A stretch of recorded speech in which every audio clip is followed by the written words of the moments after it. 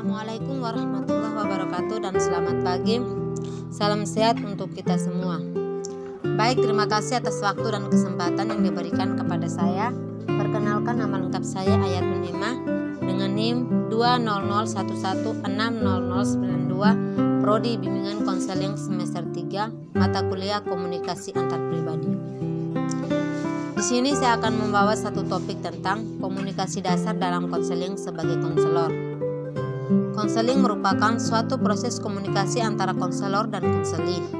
Sebagai suatu proses komunikasi, konseling melibatkan keterampilan konselor dalam menangkap atau merespon pernyataan konseli dan mengomunikasikannya kembali kepada konseli tersebut.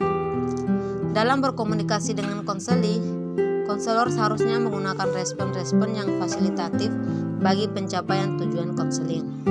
Nah, di sini ada beberapa teknik tentang komunikasi dasar dalam konseling sebagai konselor. Yang pertama, teknik attending atau perhatian. Teknik ini merupakan teknik yang digunakan konselor untuk memusatkan perhatian kepada konseli agar konseli merasa dihargai dan terbina suasana yang kondusif sehingga konseli bebas mengekspresikan atau mengungkapkan tentang apa saja yang ada dalam pikiran, perasaan ataupun tingkah lakunya. Contohnya itu posisi badan, itu tuh termasuk gerak isyarat dan ekspresi muka serta juga dengan kontak mata. Yang kedua, teknik clarification atau teknik klasifikasi. Teknik ini merupakan suatu teknik pembelajaran untuk membantu siswa dalam mencapai suatu nilai yang menurut mereka itu baik dengan cara melatih siswa untuk menemukan, memilih, menganalisis, serta memutuskan untuk mengambil sikapnya sendiri untuk mengatasi masalahnya sendiri. Tujuan dari teknik itu yang pertama, untuk mengukur atau mengetahui tingkat kesadaran siswa tentang suatu nilai. Yang kedua, untuk menanamkan nilai-nilai tertentu kepada siswa melalui cara yang rasional dan diterima siswa, sehingga pada akhirnya nilai tersebut akan menjadi milik siswa. Yang ketiga, melatih siswa bagaimana cara menilai, menerima, serta mengambil keputusan terhadap suatu persoalan dalam hubungannya dengan kehidupan sehari-hari di masyarakat. Yang ketiga, teknik structuring atau pembatasan. Teknik ini merupakan teknik yang digunakan konselor untuk memberikan batasan-batasan agar proses konseling berjalan sesuai dengan apa yang menjadi tujuan dalam konseling. Di sini ada beberapa jenis-jenis teknik structuring. Yang pertama, time limit atau pembatasan waktu merupakan sesuatu yang penting untuk konseling yang dilakukan di sekolah-sekolah. Yang kedua, role limit atau pembatasan peran merupakan dalam berbagai setting konseling, konselor mungkin memiliki peran ganda. Dan yang ketiga, problem limit atau pembatasan masalah. Yang keempat, teknik reassuransi atau dukungan. Teknik ini merupakan teknik pemberian penghargaan atas unjuk kerja konseli ke arah perubahan positif dan adanya perubahan kebiasaan atau perilaku baru atau lebih baik ataupun potensi.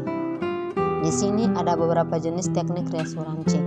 Yang pertama, approval atau pemberian dukungan. Approval ini merupakan pemberian dukungan yang dilakukan bila mana perbuatan konseli jelas-jelas menguntungkan dirinya. Yang kedua, postdiscussion atau pemberian hasil postdisci. Postdisci ini dilakukan karena konselor yakin bahwa konselor jujur. Maka konselor memperkuat kesan positif dari perilaku baru yang menguntungkan konseling. Yang ketiga, predication atau pembenaran harapan berhasil.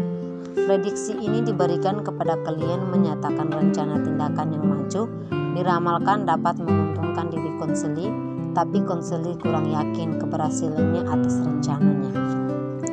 Yang keempat, faktual reassuransi atau keyakinan dengan fakta. Faktual reassuransi ini merupakan teknik untuk meyakinkan yang sangat halus, hanya tersirat dengan maksud meringankan perasaan duka konseli dan konseli yang pihak sendiri. Yang kelima, teknik rejection atau penolakan. Teknik ini merupakan teknik yang digunakan konselor untuk melarang konseli melakukan rencana yang akan membahayakan atau merugikan dirinya atau orang lain. Nah, di sini ada beberapa jenis teknik rejection. Yang pertama, penolakan secara halus. Penolakan secara halus ini merupakan penolakan yang dilakukan secara baik dan sopan. Yang kedua, penolakan secara terang-terangan atau langsung. Penolakan secara terang-terangan ini merupakan penolakan yang dilakukan secara terbuka. Yang keenam, teknik advice atau nasihat. Teknik ini merupakan teknik yang digunakan konselor untuk memberikan nasihat atau saran bagi konseli agar konseli dapat lebih jelas pasti mengenai apa yang akan dikerjakan. Di sini ada beberapa jenis teknik advice. Yang pertama, advice langsung. Advice langsung ini merupakan saran atau nasihat yang diberikan langsung pada konseli berupa fakta jika konseli sama sekali tidak mempunyai informasi tentang fakta atau hal yang ia hadapi. Yang kedua, advice persuasif. Advice persuasif ini merupakan saran atau nasihat yang diberikan konselor bila mana konseli tidak mengemukakan alasan-alasan yang logis dan dapat diterima dari rencana yang akan dilakukan. Yang ketiga, advice alternatif.